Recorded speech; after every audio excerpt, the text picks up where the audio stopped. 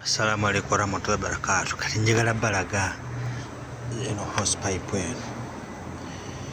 Kati eno hose pipe mugiraba bweti bwefaanana.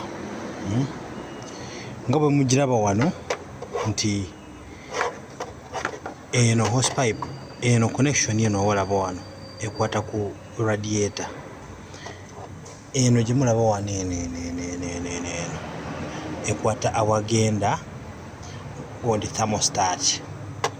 Eno negenda ku intercooler njaba kola video mulaba ntakiche intercooler. Then eno eba generator okuva mu engine, like engine ngeyokya. Eno yona ya hot hose pipe.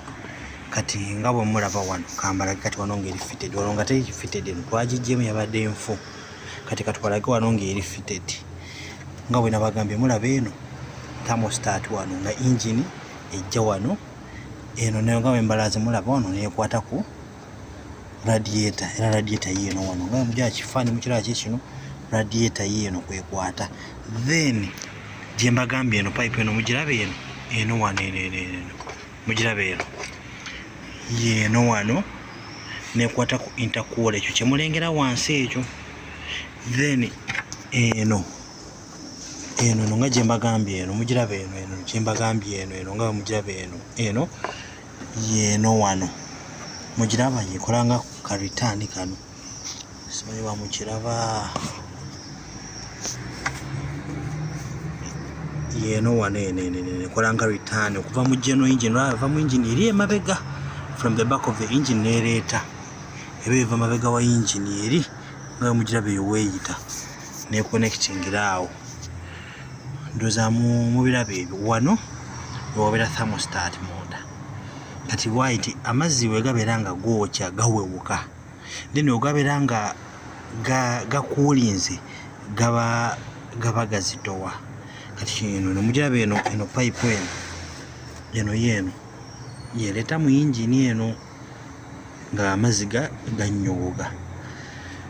Kati jagadde mumanye ku hose pipes zino ez'enjawulo. Kati eno gye twaggyemu eno ya hot, era ndowooza mugirengera yona ya hot.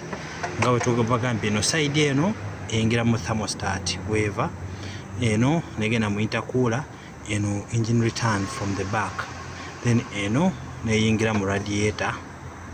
Kati byonna nti byonna bwe bireeta mubiraba era byonna bisavinga wano bijja ne gayingira mu radiator nga bwe mulaba wano. Kanjejjawo kati eno nga mugiraba nti byonna bireeta ne zino ebbiri zembala zino ebbiri ne zireeta wano neyingira mu radiator. Radiator yeno nekuulinga. Eno reservoir,